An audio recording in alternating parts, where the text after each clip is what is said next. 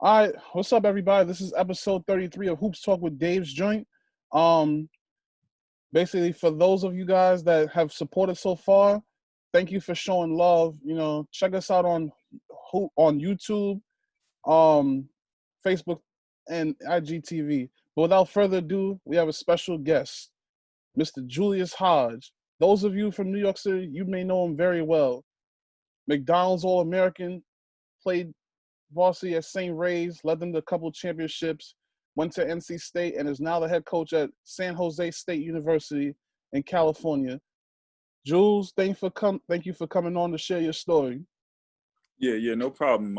I'm still an assistant coach right now, but in due time, I'll be a college head coach. But I definitely appreciate it, and I appreciate you. What you've been doing.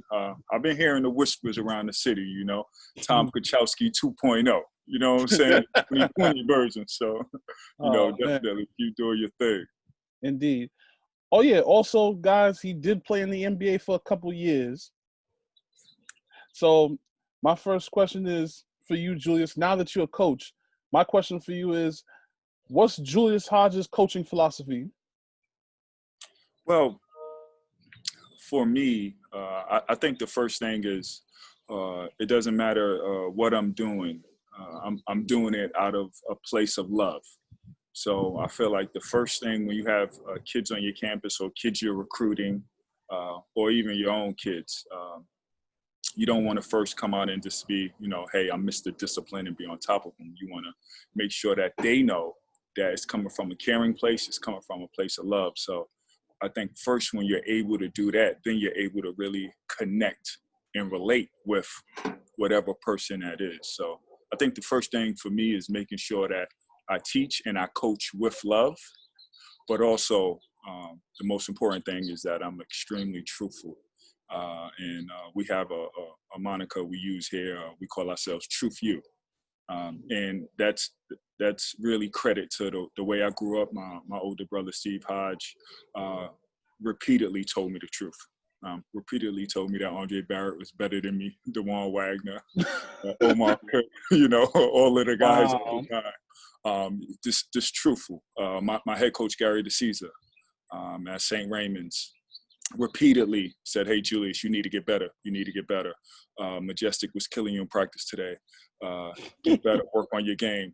So just me growing up throughout my life, and my mom was the number one catalyst of, hey, if you don't do your homework, you're not going outside. And that's just what it is.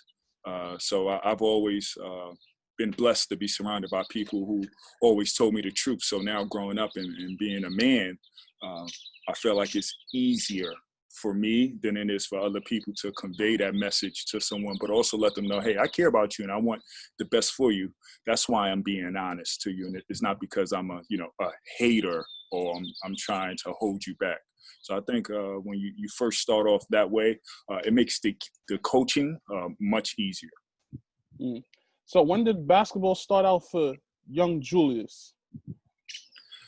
So I got acclimated with the game very young. I was maybe about 7 or 8 years old.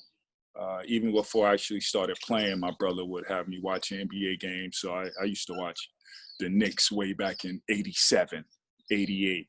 Rick Pitino years. Already. So I was always a fan, and just the love of the game was just always there. It wasn't something that my brother or my mom had to instill in me. I always wanted to play the game. I was named after Julius Irvin. My brother named me. So basketball is always a part of my life. Wow, that's very interesting right there.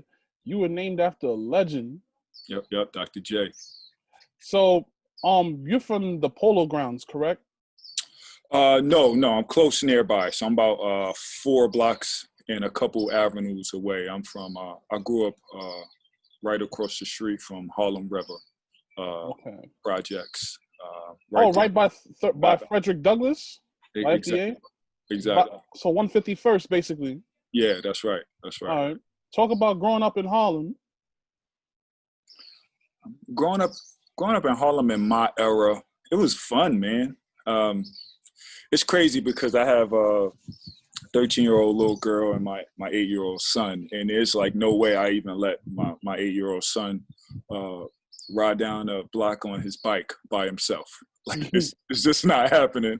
Right. And I could remember being, 10 or 11 years old, and I was with, 4 of my buddies, and we were just traveling through the city on our bikes.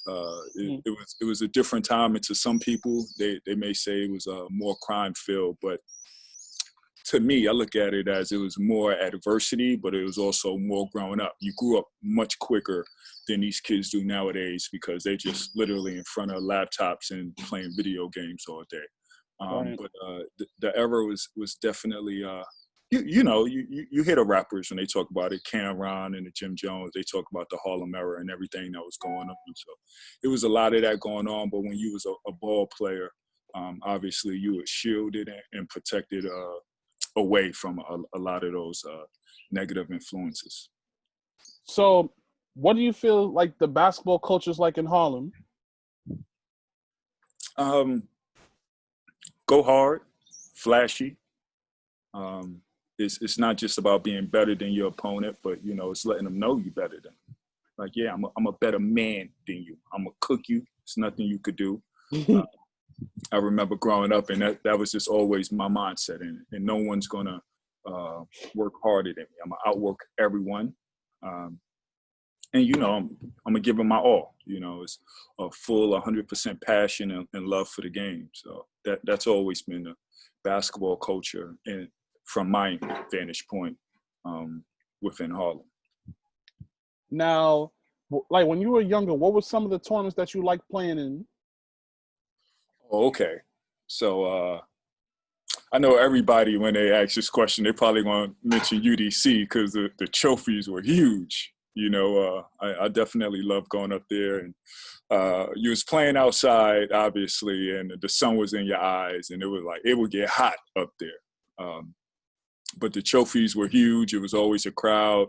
They had the mic out there. So as a young player, I obviously enjoyed that a lot.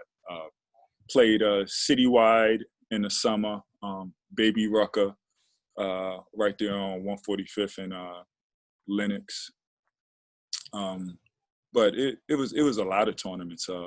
Little East, I played in Little East from when I was like a young pup. Tone Rosa and Coach Rock was running it. And that tournament really had all of the young talent from Harlem and the Bronx just going down there playing in it. And it was a lot of fun. So where did St. Ray's get to come into play? So I started out maybe in about 5th grade. My brother would sign me up to the St. Raymond's camps. So all of the older guys, the Vaughn Hunters, the Charlton Clarks, the Eric Harrises, Kareem Reeds, Dana Dingles, the Antiguas, Orlando, Oliver, their younger brother Omar, just T. Rencher. Everybody was around, right, when Coach DeCesar would run these camps. So I grew up being around all of that. So for me, St. Ray's was like playing for the Knicks, right? It was like, man, this is what I want to do. And, at the time, it was the rival was St. Raymond's and Rice. And I was right there in Harlem. It would have literally took me less than 10 minutes to get to school if I did choose Rice. Because the 3 train was right there. The 3 trains right there, take you right there, 2 stops. But at the time, Rice, it was like stacked. Like Rice was like top 3, top 5 in the country every year.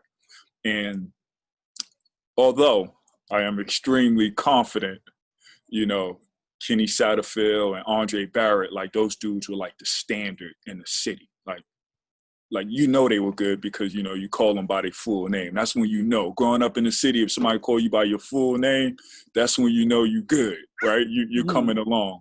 And it was so much talent. It was a lot of guys that were 2 years older than me that were on the team who honestly at the time were better than me.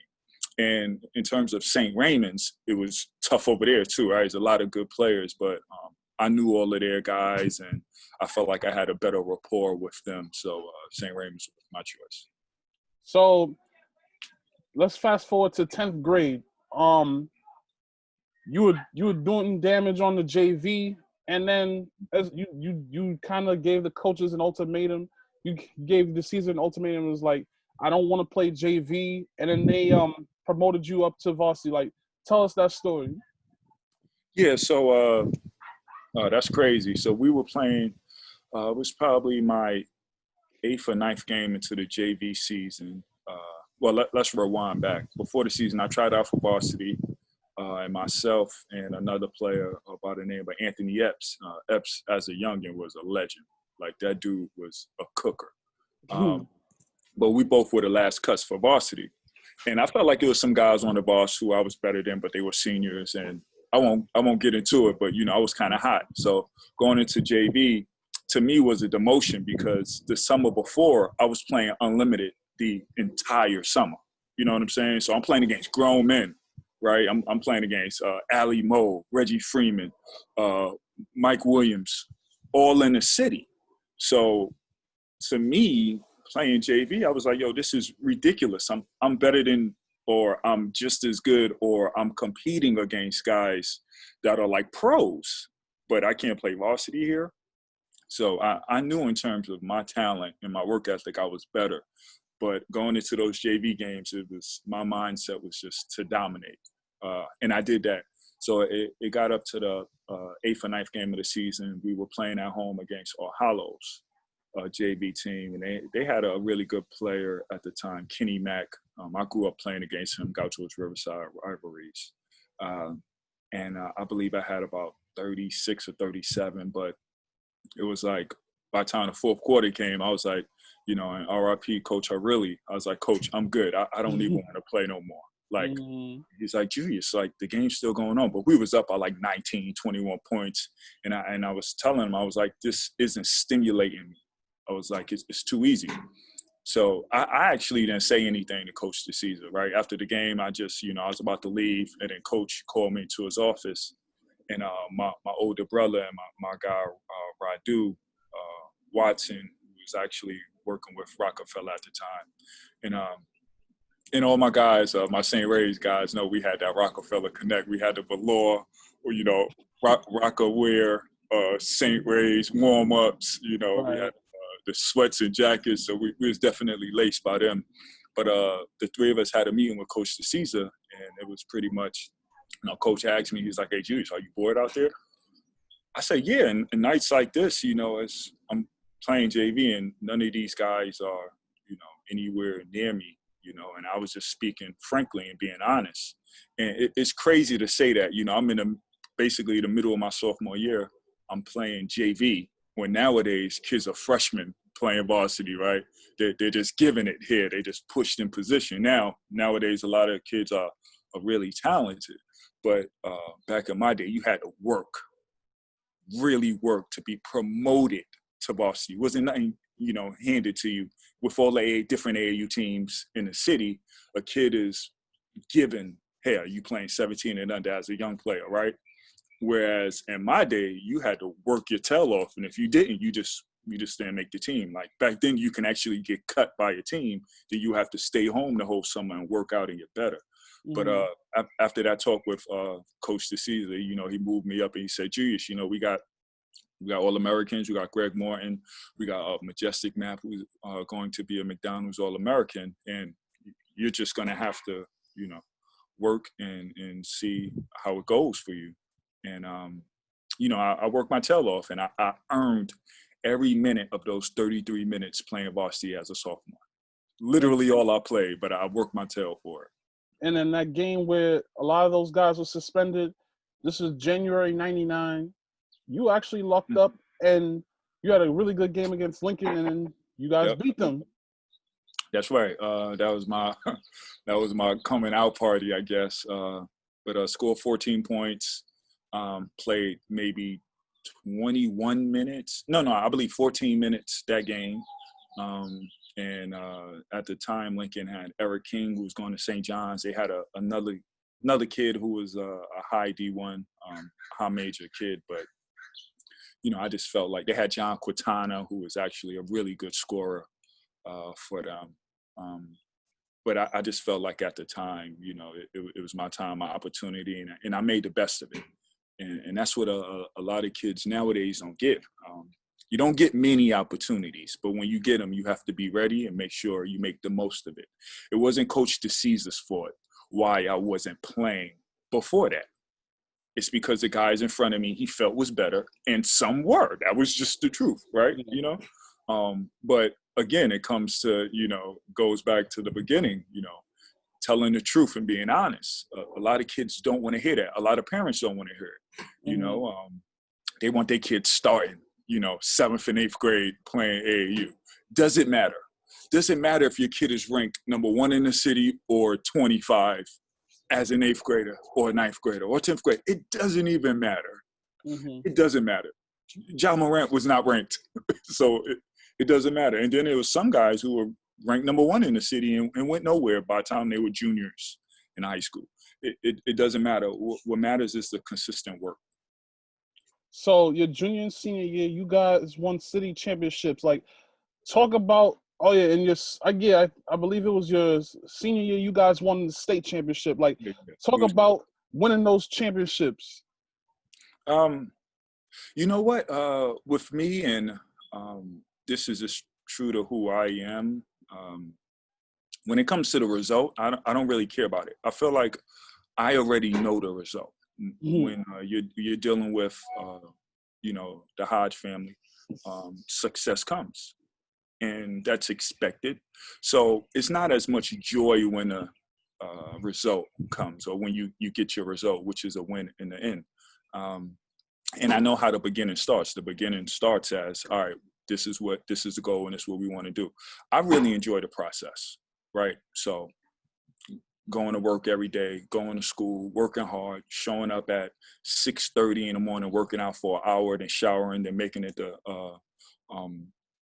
homeroom by 8 a.m. And then having my full day of class. And then right after class, getting up another 30 minutes of shots or running on the track for 20 minutes and then having practice. And then afterwards going home, making sure I do my homework, then going back outside, working on my game.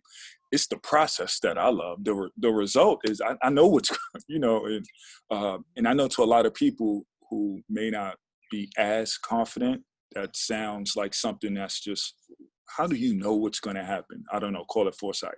But I feel like I'm going to be successful if I give something 100%, and I'm not going to do anything that I'm not going to give 100%. So success is going to come. So that senior year, winning the state championship, to me, I mean, I've been playing against grown men from the summer going into my sophomore year until then. So to me, it was like, all right, I'm playing against high school guys. I'm supposed to be the best player, and we're supposed to be beating up on everybody. I think my junior year was the one that was surprising to a lot of people because we were basically a team, myself, D. Miller, Peter Mulligan, Chris McCray, Alan Ray, my man Matt Augusto. We were basically a team filled with guys that were overlooked for the most part. We knew that we were good, but everybody else really didn't. My guy Charles Henson, Batman was good. All my guys that was on that team, we were really we were stacked. But in terms of the city, they had us ranked maybe preseason, out of the top 10, and we just went on a crazy run. We didn't lose in the city for that entire year. Beat Kennedy early in the year, and then. At the time they had J.C. Mathis and Willie Shaw, and then we played them again in the playoffs. They beat us spot 3 at the States. I think I had a bad shooting game. We just couldn't make no shots up there. But that year to me is probably the most memorable in high school. But when it comes to St. Raymond's, you're gonna win. That's just what St. Raymond's do. And I really like now in terms of high school basketball in the city of. You have certain schools that when I was playing, they were probably in the B division or they weren't really that good. And now, they're actually putting out good teams and good talent. So I appreciate that. You were one of 3 players in St. Ray's history that made the McDonald's game. Like, talk about playing in that event. It was cool. It was fun just being around the guys. Competing in practices, I remember because my senior year we played when I was obviously in high school ball. We played against Camden High School, and they had Dajuan Wagner, who was ranked #1 at the time in the city. I was, I believe, 5 or 6 or something. Excuse me, not the city, the country. I was 5 or 6 in the country. And we had a really good game going into the fourth quarter. You know, we're going back and forth scoring. Going into the fourth quarter, he was 6 for 24. I was guarding him man to man the entire game. He was 6 for 24, had about 17 points. I had 15 points. I was maybe 5 for 10. It's really efficient. And I was getting the best of him. And then I'm not going to put this on Gary D, but hey, coach, it's on you. But we went into a 2-3 zone. And that's because we were playing up in Neptune's Jersey, and Camden is in Jersey, and the refs were just calling, you know, crazy fouls all game. So we went to a zone, and then he literally shot 21 free throws in the fourth quarter. I'm like, dude, we in a zone. Like, how is he getting to the free throw line? But we ended up losing that game by a couple points, and it was almost a brawl afterwards. I mean, I was out there throwing up the rock to the stands, and at one point I had the whole stands like throwing up the rock, like it was crazy. Oh God! But then afterwards, after the game, you know, we shaking hands, and I was a sore loser, so I kind of shoved Wani, and then we went back and forth, and then the crowd saw that, and like they literally started throwing bottles at us and like rocks, and like it got real spooky for a minute. We had to run into the locker room. But so that leads up to McDonald's practices, and I'm like, yo, forget that. Like, I want to guard you. Like, forget this East versus West. I want to guard you, bro. Like, let's do this. And there was a guy there by the name of Rashad Karoof, and he was really good. Always ranked really high growing up, right? In the country.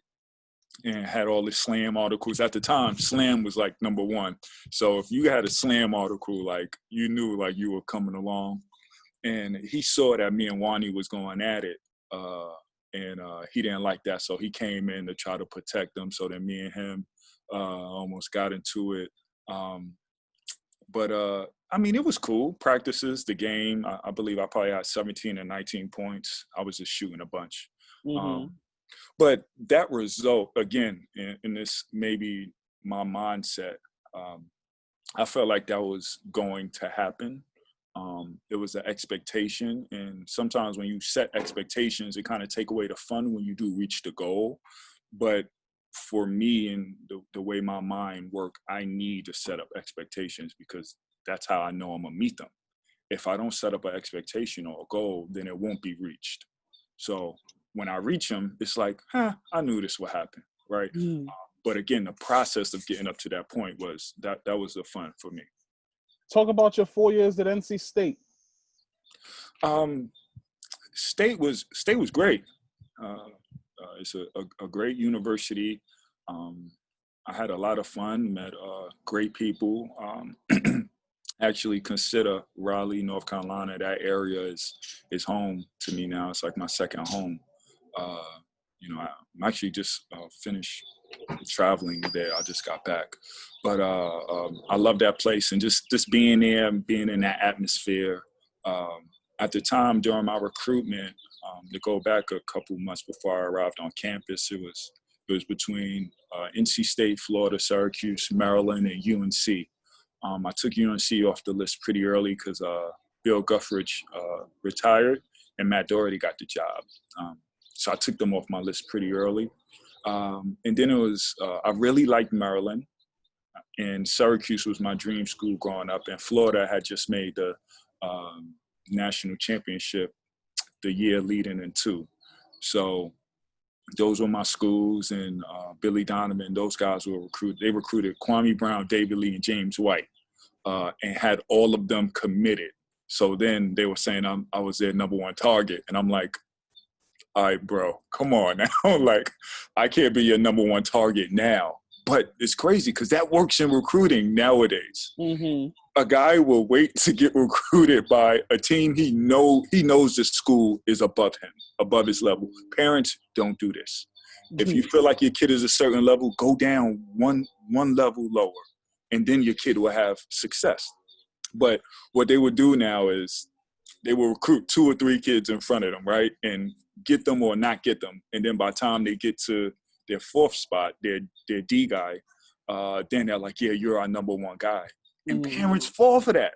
And to me, I'm like, yo, that's a lie in itself. But I saw that happening, so I wasn't going to go there. But they had a terrific staff, John Pelfrey, Billy Donovan, Anthony Grant, who's now at Dayton tearing it up. So I took them off my list. And then Maryland had Gary Williams. I just always had a special place in my heart for Gary Williams. I just loved the way he coached. I loved the intensity and the passion in which he coached. They had a really good team. Steve Blake, Juan Dixon, Lonnie Baxter, Chris Wilcox. Those guys were stacked. Went on my visit, played with those guys. Felt like I did well.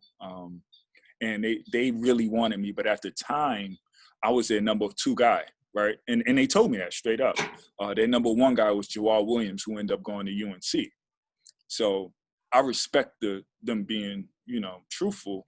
I just felt like, I was better than Wad. And Wad's my dude. And he'll tell you too, like, yeah, you was better than me. He probably won't tell you that, but that's the truth though. Mm-hmm. But on my visit, they had Steve Blake showing me around. I'm like, bro, this Chocolate City, man. What y'all got me in here with Steve Blake at a frat party? Like, do y'all really want me? Like, what's going on here? But I went to Syracuse. I had a great visit. Went to State, had a great visit. But when I went to NC State, it just really felt like home. Mm-hmm. So talk about your NBA career. You spent some time with the Nuggets and the Bucks. That's right. So I was drafted 1st round to the Nuggets. I went there, and the thing about the draft, you want to be drafted actually, really high in terms of a lottery pick, or you want to be like a 2nd round guy who's getting an opportunity and then they have nothing to lose. And then you go to your 2nd round and you go to a place where they haven't won a lot. And then you're a young player, you get an opportunity to play. That's where they play young players. I was drafted to a place where it was filled with veteran players. And they had just finished winning 50-plus games. George Karl was the head coach, and he didn't really have a reputation of playing a lot of young guys. But, as a grown-up, I could be honest now. We got a trade, and we got Iverson and J.R. Smith. Carmelo Anthony was already there. Earl Boykins, who was averaging double figures off the bench. Andre Miller, who, in my opinion, like if he was like on better teams that did better playoff success, you could arguably be talking about Andre Miller being a Hall of Famer. Rashawn Leonard, DeMar Johnson. So when I went there to be a guard with the Denver Nuggets at that time, Earl Watson, it was so many good players. Yeah. And coming into the league, I was not better than all of them. That's the truth. And if you're going to be a guy coming in on a rookie contract and you want to take the spot of a guy making $5 million a year, you need to be head and shoulders better than them. I was not head and shoulders better than Carmelo Anthony. Like, you know what I'm saying? Like, that just was not the truth. Melo was better. 5-on-5, Melo going to give you 25. Now, 1-on-1, yeah, I used to tear Melo a new one, that was my thing. But I wasn't better than all of those guys. So those guys played. And again, that comes back to, being truthful and being able to be honest with yourself. And a lot of people can't do that because they look at themselves as less than. The truth is going to be the truth regardless. So your interpretation of it can either be positive or negative. And I tend to go towards positivity with it. Mm-hmm. But then I was traded. I went to Milwaukee. I was there for a little bit, and then I also played with the New Jersey Nets. After that, I kind of had a bad taste in my mouth. I saw the politics of the league, and I said, you know what? I just want to go somewhere where I can play. Like, I was tired of, sitting on the bench and not playing. So I went. I played overseas. I played in Italy. I played in France. Played in Australia. Played overseas for about 7 years before I retired. So. I would like to say I had a successful career, met a lot of good people, was able to save a penny here or two. So it's all good.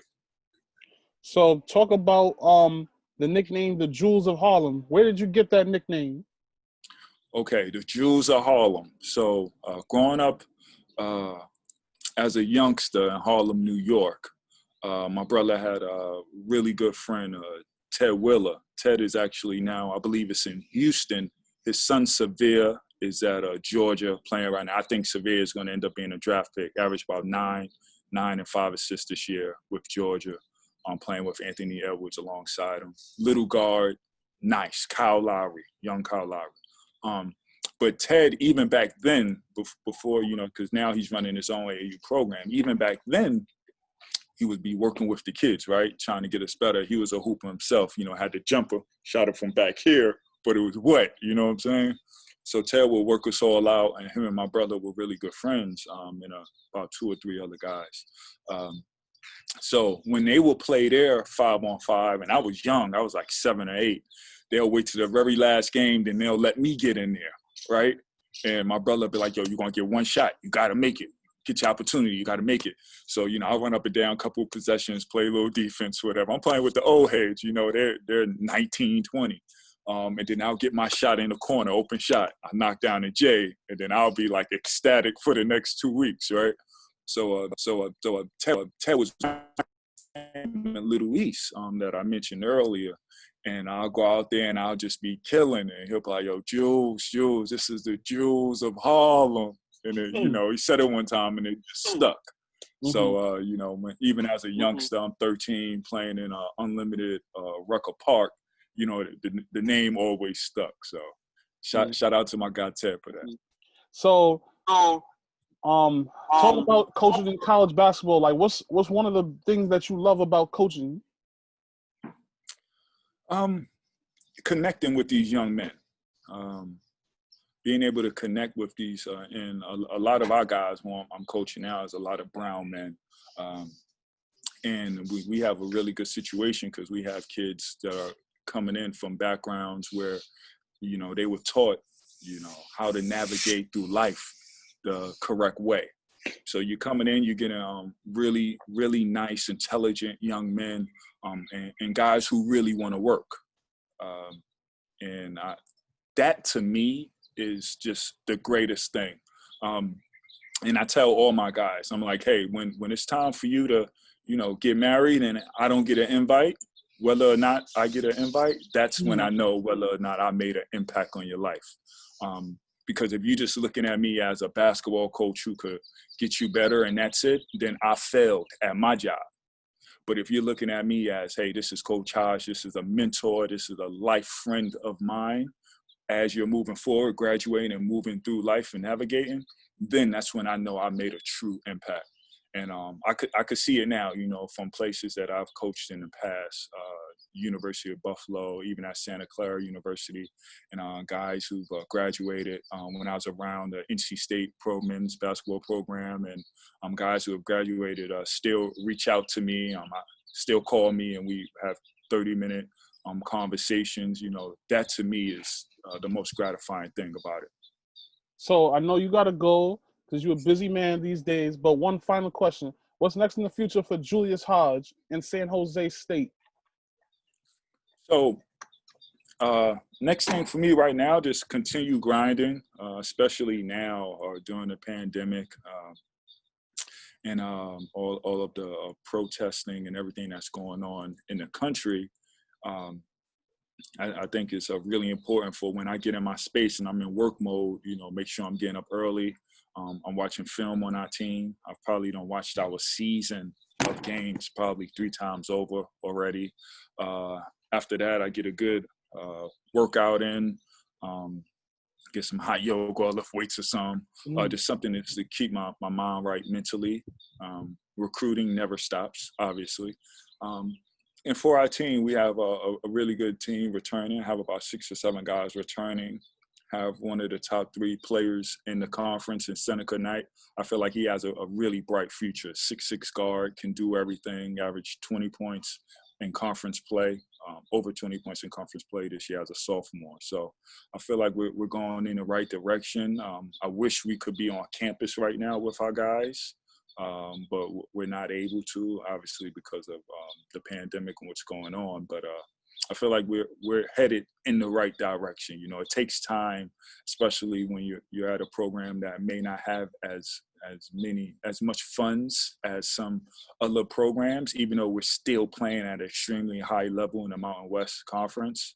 But to be here and to be able to learn the game, learn every area of the administration, having so much responsibility here. You know, I'm not just an assistant coach who's, you know, a recruiter. You know, they like to throw that on the Brown coach, Brown coaches. But, you know, also being able to scout, being able to practice preparation, dealing with admissions and getting student athletes in the school is a different array of responsibility. So I feel like it's really put me in a good position to become a head coach in a couple years, and that's the goal.